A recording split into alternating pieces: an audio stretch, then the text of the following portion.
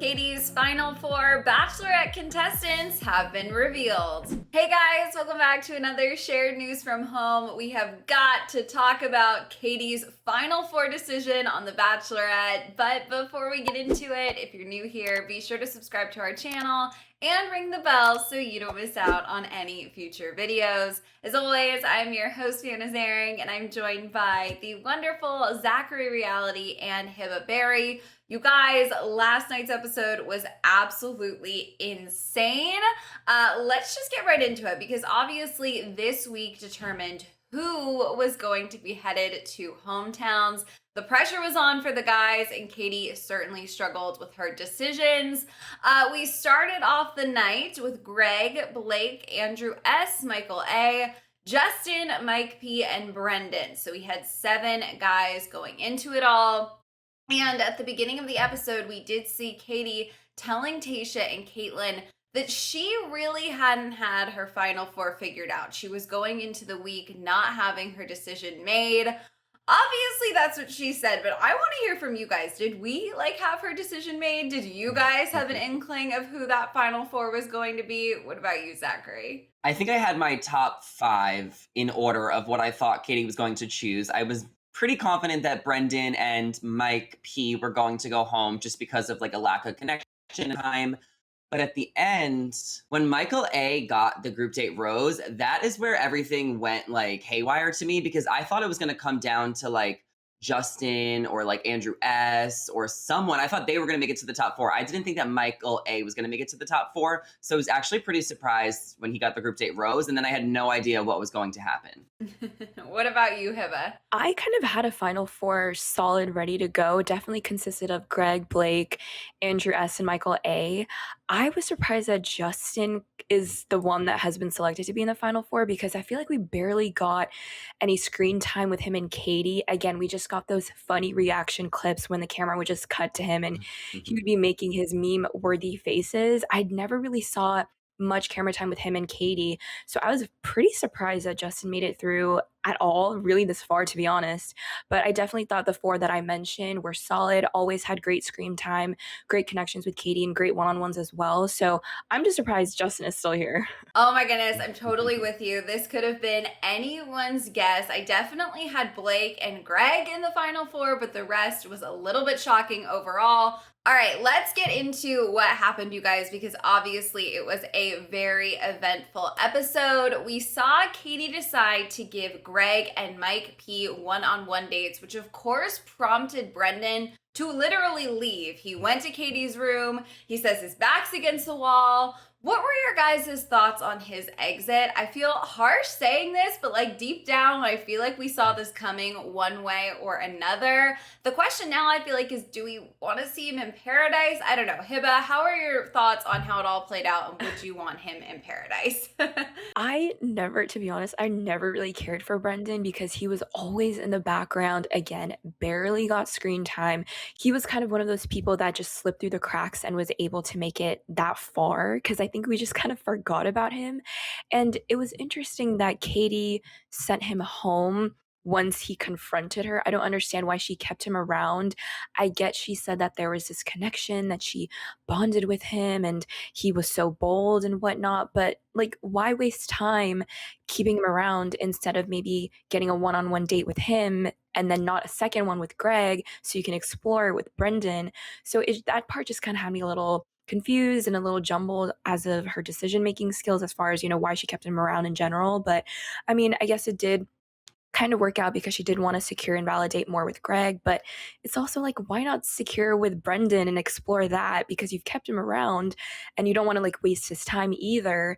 So that was basically a waste of time, honestly. And I think it's good that Brendan did kind of confront her in a way, because she's kind of on his time and he's on her time, and it's good that he wanted to kind of value his time and really kind of confront her and just be like, hey, what's going on? And I guess, it was hurtful that he ended up leaving, but better late than never, I guess. And he kind of just had to make his own moves at that point, I think, as well. So last week, we didn't even know Brendan's name, and we sure did not know what he sounded like, because when Brendan opened his mouth for the first time this week to talk to Katie, I was like, damn, he has a deep voice. He's so masculine. Like Brendan's kind of hot. So I actually disagree, Hiba. I want to see him in Bachelor in Paradise. I think that we need Brendan part two. This was not the season for him. Obviously, him and Katie had zero connection because we didn't see anything. But I would love for him to go to Paradise. And I think he made the right decision by just walking to Katie's door and being like, what's up?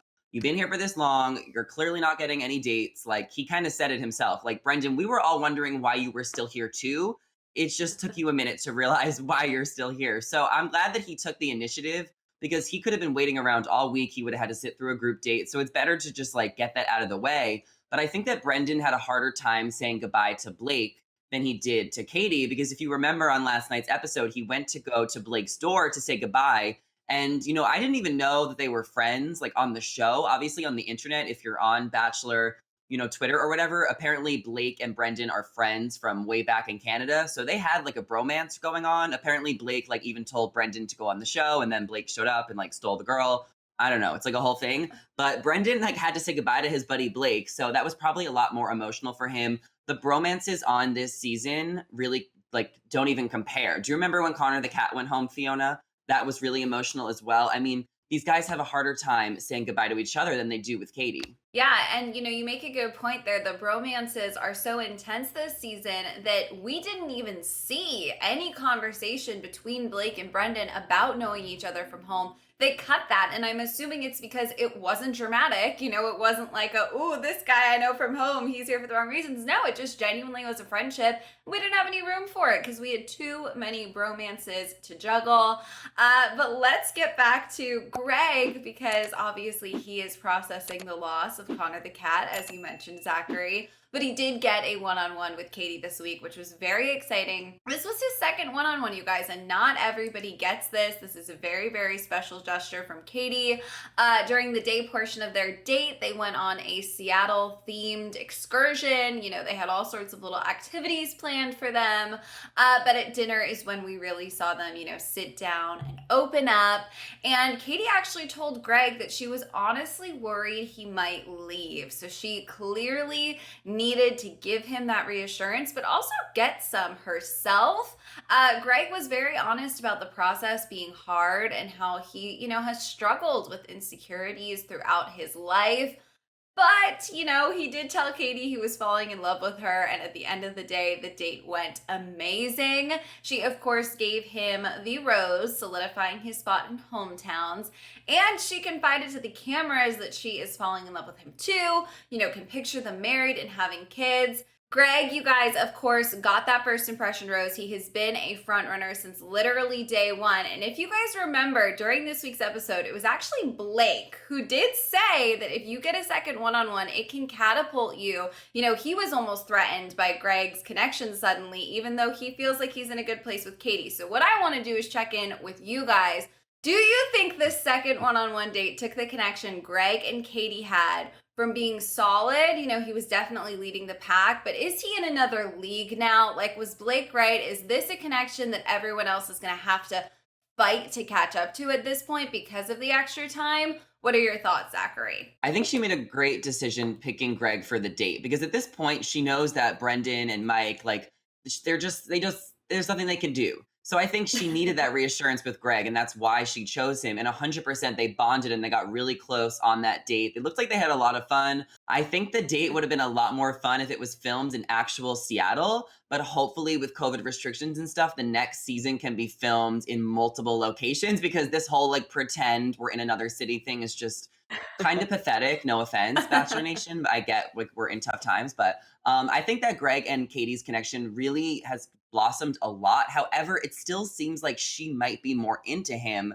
than he is into her, because she is the one that really needs the reassurance. She is the one that's like, are you still here? Like, is this hard? Da, da, da, da. Like, usually it's the other way around. And I totally understand why Greg would be frustrated. If I was dating a guy and he was dating other people, that would be a major problem for me. So I get why Greg is upset, but I feel like Katie is just like being a little too insecure with him. Hiba, like, what do you think about that? Do you feel the same way that I do? I definitely think the second one-on-one date was a good way to, again, get that validation, get that security and that peace of mind that, okay, we're still good. We still have this strong connection. And again, it had that balance of having fun, yet again, having those deep conversations that aren't just surface level that we saw with some of the contestants in the past. And I do think that Greg is a little bit more, like Katie said in the past, he just has like this sad puppy dog face. So I feel like he's not good at really showing outwardly how he feels. He just always kind of looks down and sad. And it's kind of true because I do see that as well. But I just think that I can see how your point of Katie maybe checking in with him more instead of it being kind of the vice versa situation. But I just don't think Greg is maybe that type of person where he's going to outwardly reach out to Katie and kind of check in with her, because I think he kind of wants Katie to take the lead because this is her journey. And it is good that he still is communicating that he still, has feelings for her, has these strong feelings for her, and is still wanting to fight for her and get that validation back as well. But I do think that he always has been the front runner, and this second one-on-one date has secured that even more. And he definitely is a threat, don't get me wrong, but it'll be interesting to see kind of how she'll feel after hometowns, because that's really when the decision is made of who the final two are and so on and so forth. So I think Greg is in a good spot right now, and it's just really us comparing Katie and Greg's relationship to basically everyone else, because he has been on the forefront of our minds and we've kind of had blinders on him. He's been a fan favorite since literally night one. So it's going to be tough for the other ones to stick out. And I think someone that might be the closest to Greg would probably be Blake. And you guys know how I feel about Blake, but we'll see How do when you we feel get about there. Blake? To reiterate, I just think Blake has been this person that just really falls in love easily, like we've talked about in the past. And, Mhm. he has been in love with Claire, Tayshia, and now Katie. And I do think that he has had the best connection with Katie. But I just think that, I don't know, he definitely has grown on me, don't get me wrong, as well, because we have seen him open up the most in this season because he had struggles, challenges opening up with the past Bachelorettes. But I do think that Greg is just endgame, but then I think it's too predictable for producers to keep him around. So Mhm. we're just gonna have to see what surprises are thrown our way. But I definitely think Greg and Blake are the solid, secure ones that Katie might end up with. Mhm. Yeah, it's definitely going to be interesting because I feel like you're so right, Hibba. We have talked about like these two guys being neck and neck, both being front runners, comparing connections. It does kind of feel like we just keep either comparing Greg to all the other connections or Blake to all the other Mhm. connections or those Mm. two. So if something happens next week that shakes those two off of their sort of solid front runner positions heading into the very end, it'll be definitely very, very interesting. But we are getting ahead of ourselves because we, of course, also had, more going on this week. We had that group date with Justin, Andrew S., Blake, and Michael A. on it. They kicked things off with one of those, erotic painting activities, which, let's face it, Blake really enjoyed. Who stood out to you on this portion of the date? Because honestly, as Katie said going into it, it was just supposed to be fun. It was lighthearted. It was one of those date setups where no one really got to spend time with Katie. It was very activity driven. So, Zachary, who stood out to you here? I mean, Justin, of course. Justin is an artiste. He is so talented. He has been painting paintings for Katie since night one when he showed up with that rose. He is so talented. I would keep Justin around just so I can fill my apartment with a bunch of beautiful artwork. I mean, Justin, like, he's really not that bad. I feel like a lot of people don't understand how Justin made it to the top four, but, he's kind of a suave guy and he's a man of many talents. So I'm kind of here for Katie and Justin. I think he might even make it to the top three. What about you, Hiba? I actually have to disagree with you, Zachary. I think Justin, the only personality trait he has is his painting. That's all we've seen. Again, there hasn't been much of a connection I've seen with Katie. I'm sorry. It's just that he has more of a connection with the paintings, to be honest. But Oh, I fighting do word. want to. I am so curious what Blake had on his canvas, because literally the whole thing was blacked out. And I was Mm. dying to know what it was, but of course, it's ABC. They can't, show anything, at that type of level. But I'm very curious what it was. But it was very funny, just that moment of him just like being so embarrassed to even describe and get out what he was trying to convey with that painting. So I thought that was just a funny, light moment. And I also loved that Blake called out Justin because, Justin could have easily killed this group date. And he did have, that pretty rose in the middle. But I do agree with Blake because the other parts of the painting, it literally looked like a kindergartner did it. And Blake said it looked like he he did it with his left hand, which is kind of true. I did see that, but it just was again a funny moment. And I guess I mean Justin did the best piece, but it seemed like he could have done better because this is his expertise. But I don't know. It just seems like Justin's only personality trait is painting, and so that's all we really get out of him. I kind of agree with Hiba. I haven't seen like a connection between the Right. two of them that has me like rooting for Justin, but I do like Yes. Justin. I think there's a little more to him than the painting. So I'm right in the middle here, you guys. We're going to talk more Justin later. Let's talk about the moment where Blake tells Katie he's not in love with her, because obviously this has been something we've been analyzing from every angle on those promos. And it's certainly not quite as bad as they had been teasing, because what he did say is he's not in love with her yet, but felt like it was inevitable. Now, what I want to discuss with you guys, though, is I don't think Katie loved that sentiment at all. It seemed to kind of, the look on her face when he said it, wasn't thrilled. And it kind of threw her off based on what we saw her saying in those interviews. She questions if they've had enough time, all that stuff. And I feel like had Blake not said that, granted the sentiment wasn't as ugly as perhaps they promoted it to be, he may be entering into hometowns on slightly more stable footing. Hiba, what were your thoughts on how all of that played out? Yeah, I was surprised that he straight up said, "I'm not in love with you," and he didn't even say, "I'm falling for you," like, he's not even getting there, but I do understand the sentiment that he did say it's inevitable, so it's gonna happen, but when is it gonna happen is the main question, and I get he's trying to, comfort her at the same time with that huge kind of bombshell that he dropped, but he did kind of, recover quickly after saying, "It is inevitable, it's basically gonna happen, I just don't know when." But it is heading that way in a way, I guess, but that was kind of a weird sentence to say, but I do respect him, to be blunt and straightforward and not, keep any surprises away from her. And I do think that they do have great open communication and in this open connection. So I do think that maybe when hometowns hit, he will start hopefully falling in love. And obviously, we'll talk about the promo later, but none of the guys have said that they are in love with her. Some have said they are falling for her, etc. But yeah, that was a little concerning because he is the front runner. And I know that might push Greg a little bit ahead of him because Greg hasn't said anything close to that.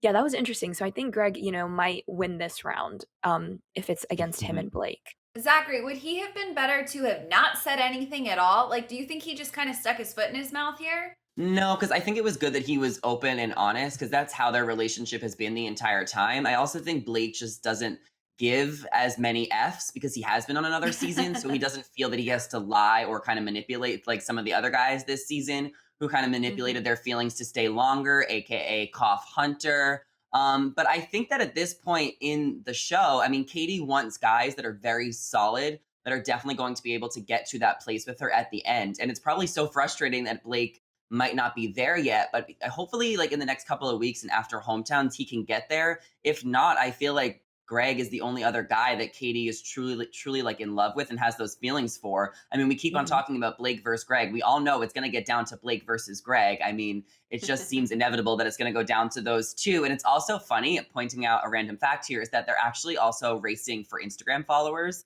They're both like 1,000 ahead of each other. It's like a race like every week. All the Oh. Bachelor fan accounts are keeping up with it. So yeah, we'll have to see who wins on Instagram and who wins Katie's heart, because it's a very close race between the two of them. It certainly is. That is an amazing fun fact. We will have to monitor that as well. I mean, I feel like we're saying it's down to those two, but we still have Michael A in the game. He's still fighting. He certainly is all He's in trying. himself. He was a little apprehensive before this group date because he felt like he really needed some time with Katie to talk before hometowns. And you guys, this makes so much sense. I mean, he was so Michael A about it, like so diplomatic, so wonderful towards the other guys. But at the end of the day, he has his son to consider in this whole process. And thankfully, he did get the time to really sit with Katie and hash this out. She assured him that love is the only thing that really matters right now. According to her, everything else they can figure out later. But with that sentiment, I think being a little blasé, she reiterated that James weighs heavily on her decisions. She reminded him, that every time she gives him a rose, she is aware of the fact that she's also giving James a rose. So Plan is to figure it out later if they need to, but James is certainly at the front of her mind. He seemed really reassured after their conversation, and she actually took it one step further because, as we know, she ultimately gave him the group date rose. And Zachary, obviously, you said earlier this was a moment that kind of surprised you. So, what were your thoughts on their connection by the end of this group date? See, I feel like Katie is ready to be a stepmom because she keeps on bringing up James and bringing him into consideration. I don't think that is like my issue with their relationship. I just think that, as you said, Michael A is very diplomatic and he's very serious and he's just kind of might not be on the same page with Katie, who's a lot more flirty and silly and fun. I just feel like they have different personalities and it's just not going to work out long term.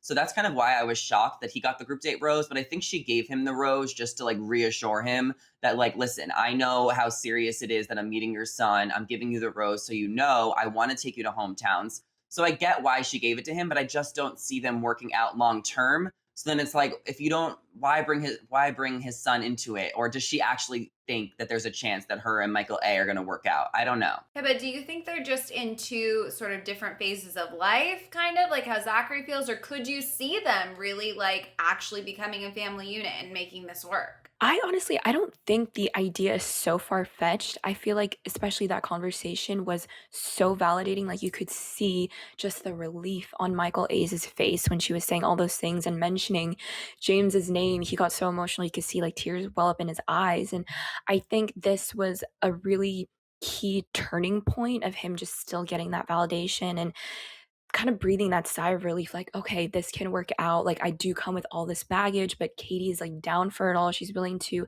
again, figure it out. And, you know, love is just like the most important thing to kind of just build that foundation first, and then everything will fall into place. And I think that was just so well said, and it was a great moment.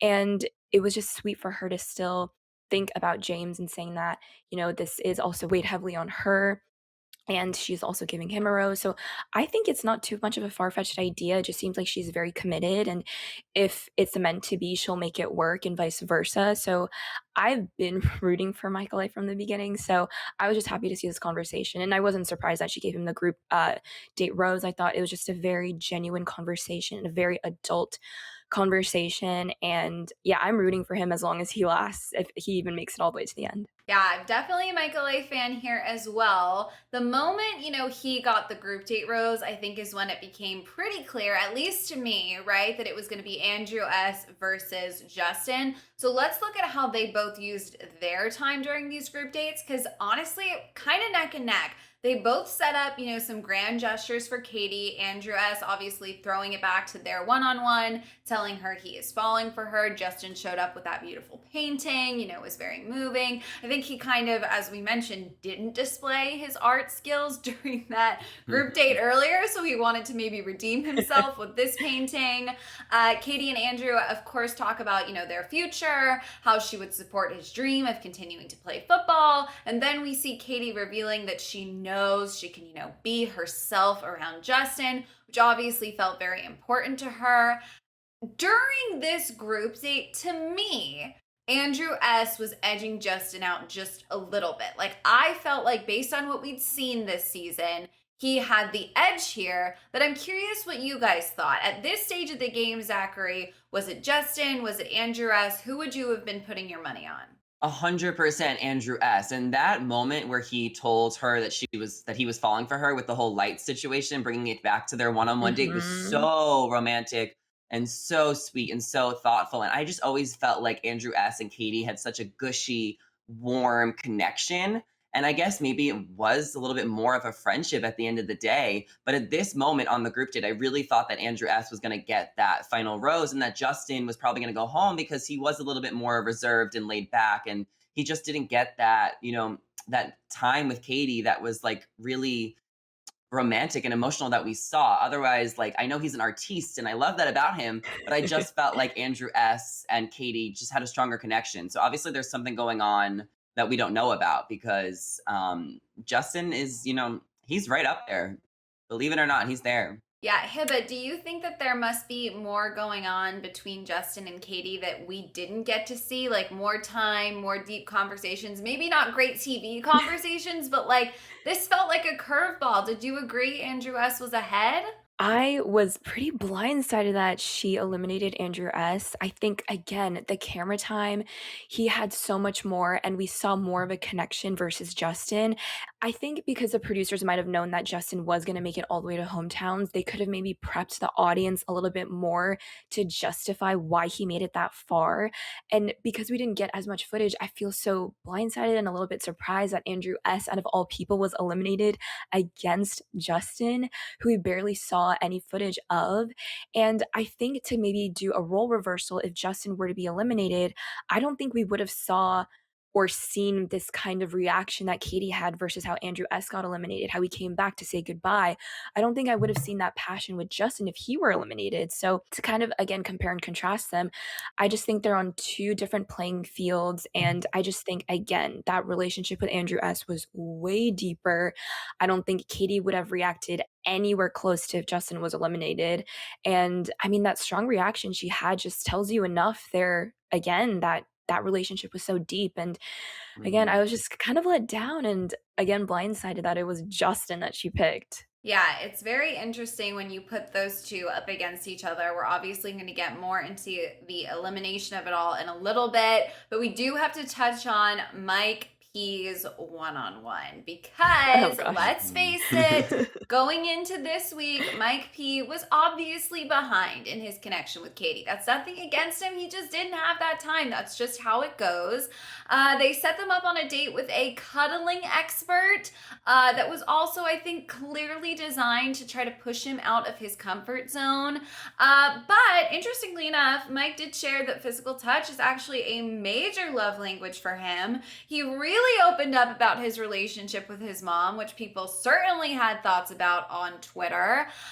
You guys, did Mike P deserve a different date? Because this is one of those dates where it was sort of awkward. There were a lot of guided activities. They didn't have a lot of free will. I mean, Zachary, what were your thoughts on putting them in this scenario? I think that this is the date that Mike P deserved. I think that The Bachelor loves to put, people in uncomfortable situations. I remember seeing it last season with Brendan at the top three. They gave him the Neil Lane ring date to freak him out. So of course they're going to put Mike P in a situation where he has to cuddle and get close to Katie, since obviously, he might not have as much experience as some of the other guys. And when you said he was behind Fiona, I think he's behind in more ways than one, not just with an emotional connection with Katie. He's very much behind as far as the other guys. And then Katie even said it herself. She's like, I never saw myself dating a virgin before. And obviously, like, we're not going to virgin shame, but Katie is, sex positive. She's made that clear. So you would only really assume that she would want to be with someone that is also very sex positive and not with someone that might be waiting for marriage, which is why I just don't think that Mike P and Katie would work out in the long term, because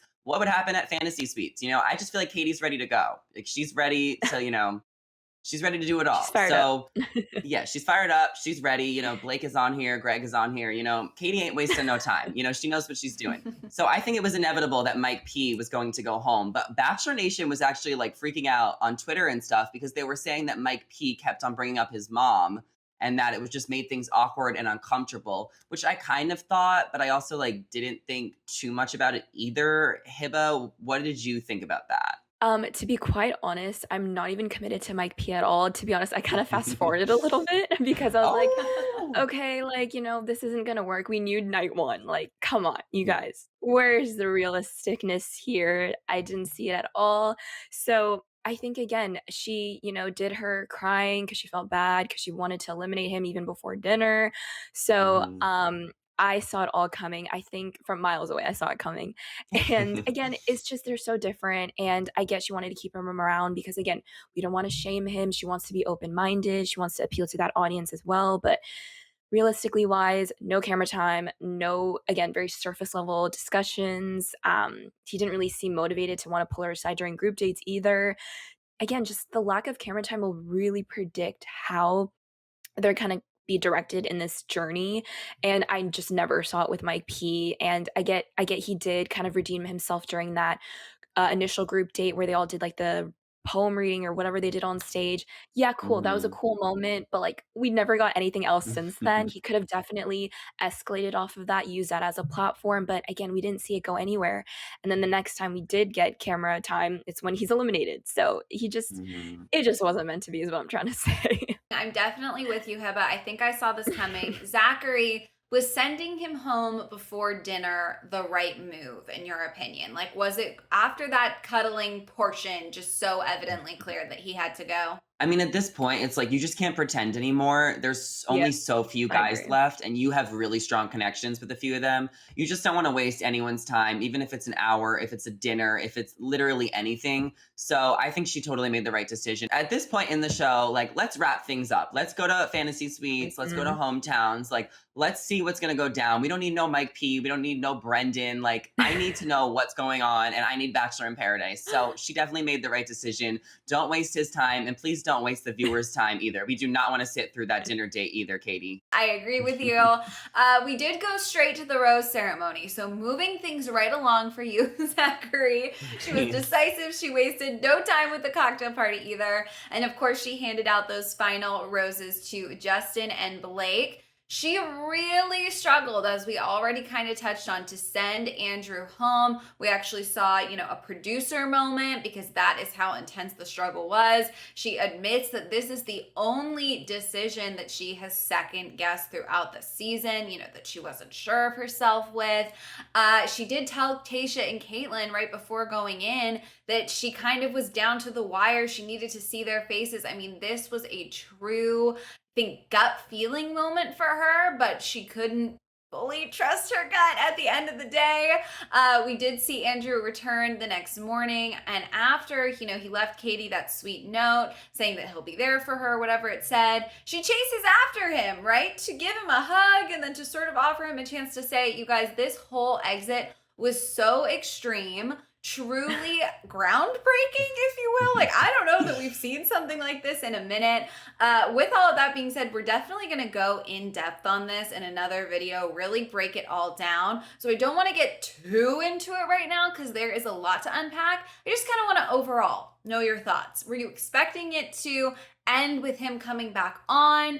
Did you think it was right for him to go? Zachary, how did you feel at the end of the day? Well, I'm glad that he was able to come back the next day because, as you just mentioned, Fiona, Katie was really unsure when she was sending him Mhm. home. She was having a lot of second thoughts. We saw that off camera kind of moment with the producer. So I'm glad that she was able to get closure. And I really liked how the next day Andrew S. was like, I wanted to end things on a happy note. I didn't want to end, crying. So that really made me realize that they have a really solid friendship over anything because they genuinely were happy to see each other. If someone broke up with me, you think I'm going to go to their hotel the next day and give them a hug and tell them how much I love Right. them? Hell to the no. Like, I would be upset. So I feel like they really did have a friendship. And I think that is what it was at the end of the day.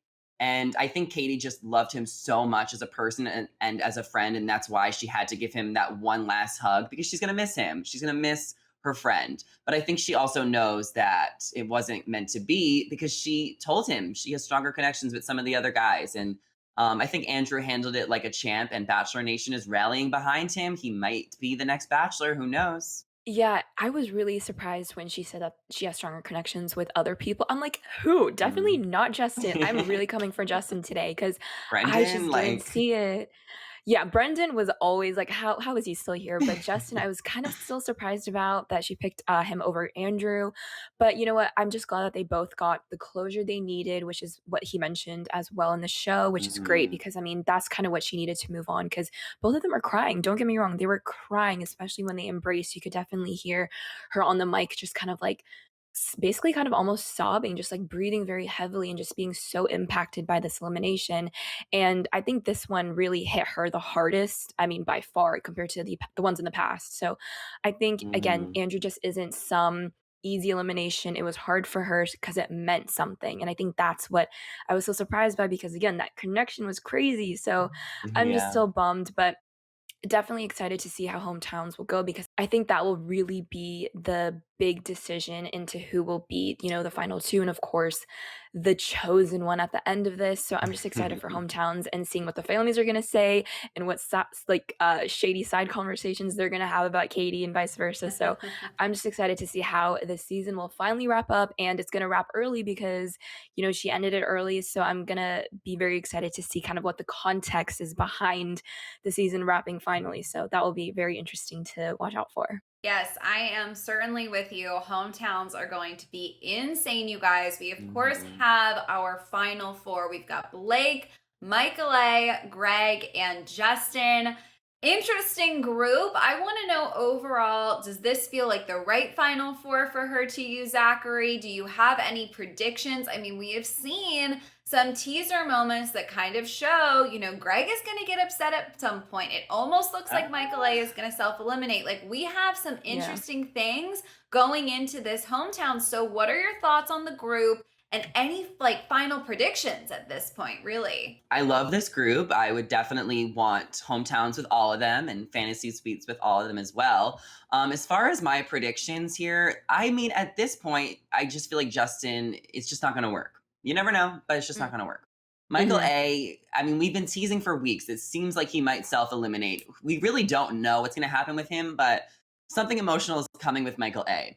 Something emotional is also coming with Greg because they have been Cinderella and Prince Charming since day one, and life is not a fairy tale. And we all know that Greg is going to be crying in this preview. Something dramatic is coming with Greg because it's just been too perfect and it's been too obvious. If Greg is winning this season, it's too obvious. And what was the point of the show? Because we called him as a winner night one. Like, there's been no rifts in the road. So something dramatic is coming with him, which leads me to believe that either Katie and Greg will be able to mend something dramatic, or Blake is just gonna win this thing and he came on the show midway through the season and Katie and Blake are together, or maybe Katie will be single because I have no idea. Because I saw her tweet something saying that she might be moving to San Diego, and I don't know why she would tweet that unless she was actually moving, or write that in an Instagram comment. Like, is she moving with Blake? Like, did he get a visa? Is she moving with Greg? Like, is she dating someone else from her season? Because half of the season was from San Diego. So Katie might end up single in San True. Diego, being on The Bachelorette again, because literally half of her season was from there. So I don't know what's going to happen, but my prediction is that it's going to be Greg or Blake. Definitely between Greg and Blake. And I think to kind of play devil's advocate, because, seasons in the past have had so much drama and always a hurdle thrown towards the end, I think it might be nice to maybe have Greg be the chosen one, just to again have that clean, drama free season. And it's maybe hard to just find that connection with someone where it's just so perfect and too good to be true. And maybe Greg and Katie can give that to us, again, I'm just trying to give him benefit of the doubt, Yeah. just trying to, play devil's advocate, but it would be nice to just kind of have that change of pace, like no drama, like maybe they are just really meant to be. They have this clean relationship, but I'm sure we're going to get those, crying shots and those walking away from the camera shots, nonetheless. But I still think that, I don't know, if there are any surprises, they maybe would have been established and brought up by now. But again, when families put into the mix, that can really change anything and everything. So I don't know. I just hope it might be Greg. Because it would just be nice to have, like, again, I've always advocated for Katie to have a clean, drama-free season, and I feel like we've seen that. Of course, there's been, like, villains and drama here and there, but nothing crazy like we saw in past seasons. But I'm just rooting for Katie and Greg, and I know it would be too perfect, too good to be true, but it would just be a nice change of pace to hope for. Oh my goodness, you guys. The problem is I agree with both of you simultaneously, and I feel like that just goes to show it could be anyone's guess. Like, there are so many Yep. possibilities for what is going to come. Obviously, hopefully, we're all rooting for Katie to walk away with this with a ring on her finger, a smile on her face. We want the best for her. It's going to be here before we know it, you guys. We want to know your thoughts on everything that went down in this episode, and of course, are you happy with the final four? And do you have any final predictions? Let us know down in the comment, you guys. And if you are not already subscribed to our channel, make sure you do. Make sure you ring the bell because we're going to be covering Katie's season 24/7 up until the end. As always, I am your host, Fiona Zaring. I was joined by the wonderful Zachary Reality and Hibba Berry. If you want to come say hi, you guys, check out our socials. They are on the screen right now. well. Thank you guys so much for watching, and we will see you next time. Bye. Bye.